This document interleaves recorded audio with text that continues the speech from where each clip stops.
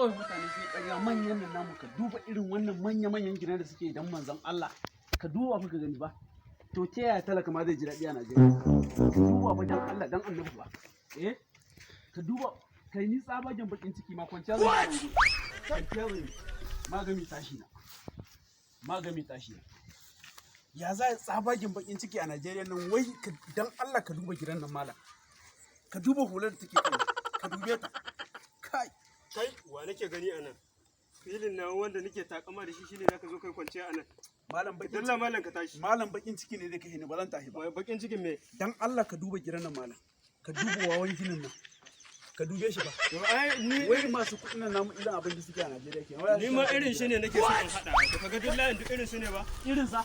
ba ka ka ce gani kai magana cikin makiyan mu ka duk waye makiyan kai waye